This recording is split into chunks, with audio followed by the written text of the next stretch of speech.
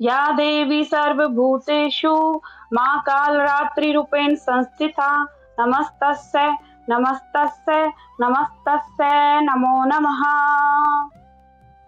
राधे राधे, जय माता दी। आप सबका एक बार फिर से हार्दिक स्वागत है। आज मैं आप सबके लिए नवरात्रि के 7वें दिन की कथा लेकर आई हूँ। नवरात्रि के 7वें दिन माँ दुर्गा की कालरात्रि स्वरूप की पूजा की जाती है। इन्हें शुंभकारी भी कहा जाता है।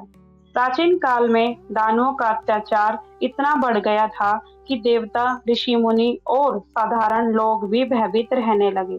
राक्षस दिन रात अनाचार और उत्पात करते रहते थे। वे लोग तपस्वियों की तपस्या भंग कर देते और यज्ञों को नष्ट कर देते थे।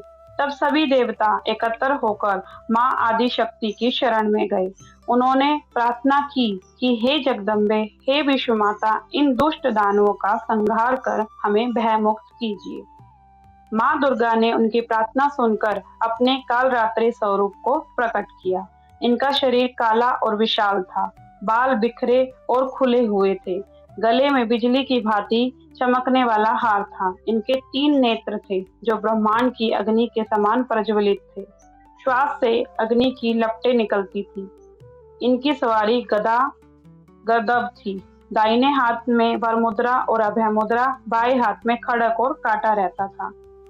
मां कालरात्रि ने अपने भयंकर रूप से दानवों का नाश करना प्रारंभ किया। उनका प्रकोप देखकर सभी दानव भयभीत होकर इधर-उधर भागने लगे। जीभ बाहर निकालकर एक-एक कर मां ने उन दुष्टों का अंत किया, जिससे उनका रूप और भी ज्यादा उग्र और विनाशकारी प्रतीत हो रहा था, जिससे दुष्ट शक्तियां उन्हें देखकर और भी ज्यादा भयभीत हो गई। जब वे राक्षसों का वध करती थी, तब उनका रक्त बहने लगा। माँ ने अपनी जीभा से वह रक्त पिया ताकि धरती पर वह रक्त ना गिरे और नए असुर जाति का जन्म ना हो सके। विशेष रूप से 2 शुंभ निशुंभ असुर थे, जो अपनी सेना के साथ तीनों लोकों पर अधिकार जमाना चाहते थे। माँ कालरात्रि ने अपने तेज और विकराल रूप से उनकी सेना का विनाश कर डाला। इसी कारण इन्हें संकटों को हरने वाली और भय दूर करने वाली देवी कहा गया।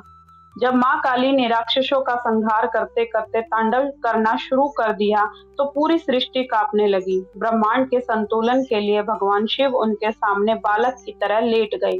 मां ने अनजाने में शिव पर पांव रख दिया। तभी उन्हें अपनी भूल का एहसास हुआ और वे लज्जा से अपनी जीभ बाहर निकालकर स्थिर हो गई। इसीलिए मां की जीभ बाहर निकली हुई दिखाई जाती है, कभी रौद्रता और संहार के प्रतीक के रूप में और कभी लज्जा व नियंत्रण के रूप में। माँ कालरात्रि का स्वरूप देखने में भले ही भयंकर लगे, परंतु वे भक्तों के लिए सदैव मंगलकारी और कृपालु हैं। वे साधकों के सभी भय, रोग, शत्रु और संकट का नाश करती है। उनकी उपासना से साधक को साहस, बल और आत्मविश्वास प्राप्त होता है। कहा जाता है कि जो व्यक्ति सच्चे मन से माँ कालरात्रि की पूजा करता है, उसके जीवन से अचानक आने वाले संकट, भूत प्रेत और नकारात्मक ऊर्जा दूर हो जाती है। इसीलिए नवरात्रि के 7वें दिन माँ कालरात्रि की पूजा करने का विशेष महत्व है। तो आइए जानते हैं माँ कालरात्रि की पूजन विधि। प्रातः स्नान करके स्वच्छ वस्त्र धारण करें। पूजन स्थल को गंगा जल से शुद्ध करें। माँ कालरात्रि के सामने दीपक जलाकर व्रत का संकल्प लें। माँ कालरात्रि की मूर्ति या चित्र को गंध, पुष्प, अक्षत और वस्त्र अर्पित करें और माँ का आवाहन करें। ओम देवी कालरात्रे नमः। ओम देवी कालरात्र नमः। धूप, दीप, नैवेद्य, कुमकुम, सिंदूर, लाल फूल और गुड़ का भोग अर्पित करें। माँ कालरात्रि को गुड़ और धूप अति प्रिय माने जाते हैं। माँ की आरती करें। उनसे भय, रोग, शत्रु और संकट निवारण की प्रार्थना करें। इस दिन माँ कालरात्रि की पूजा करने से भक्त के सभी प्रकार के भय और रोग नष्ट हो जाते हैं।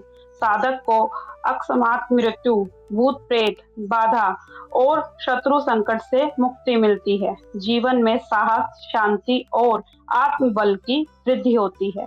तो ये थी नवरात्रि के 7वें दिन माँ दुर्गा के कालरात्रि स्वरूप की संपूर्ण कथा। तो आप सबको कथा कैसी लगी कमेंट करके ज़रूर बताएं और साथ ही मेरे चैनल को सब्सक्राइब करना ना भूलें। आप सभी को राधे राधे, जय माता दी।